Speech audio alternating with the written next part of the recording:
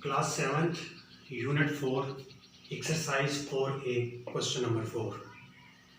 The product of two positive number is 15876 and the larger one is 9 times the other. Find the number.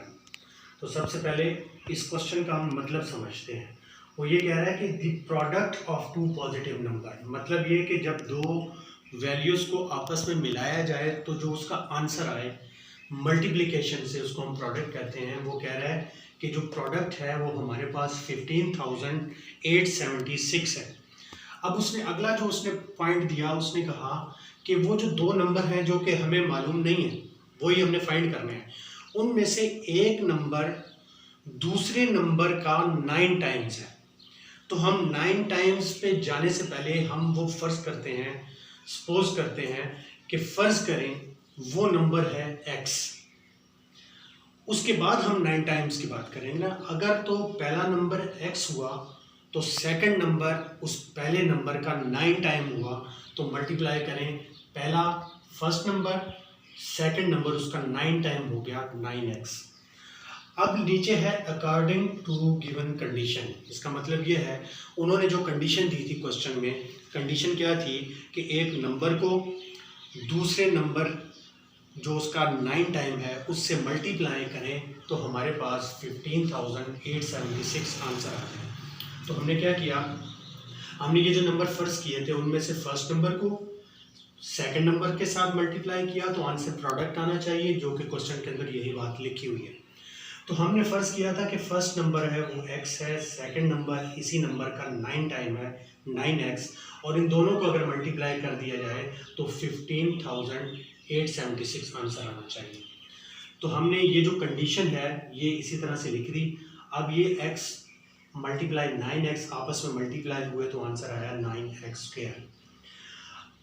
अब हमने क्या किया, हम जो x स्क्वायर के साथ जो 9 था उसको हमने डिवाइड करने के लिए, ख़त्म करने के लिए, एलिमिनेट करने के लिए 9 को दोनों तरफ से डिवाइड कर दिया.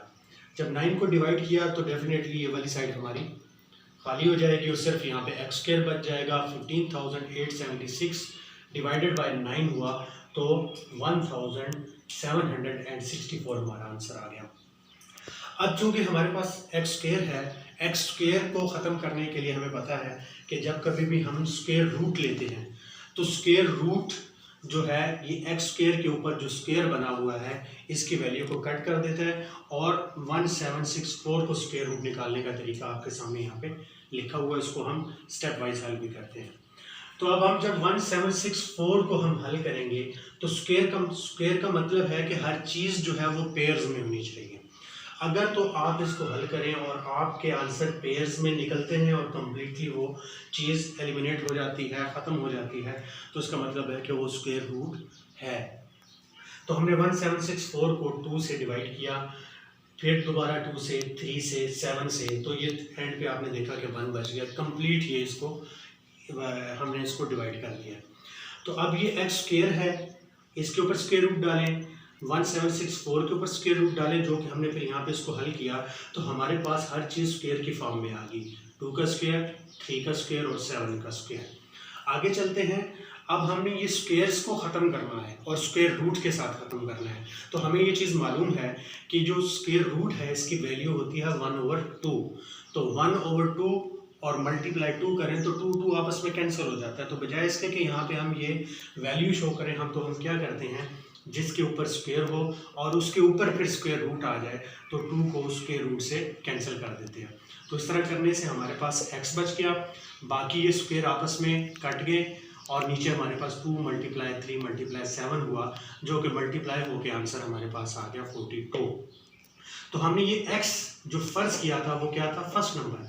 तो इसका मतलब है कि पहला नंबर निकल के हमारे पास आ गया 42, और सेकंड नंबर के बारे में हमने लिखा था वो पहले नंबर का 9 टाइम होगा. तो पहला नंबर निकल के आ गया 42 और सेकंड नंबर उसका 9 टाइम है, मतलब 9 से मल्टीप्लाई करें तो आंसर आ जाता है 378. तो इस तरह इस क्वेश्चन में जो चीज़ पूछी गई थी हमारे पास वो फर्स्ट नंबर भी हमें पता चल गया और सेकेंड नंबर भी पता चल गया.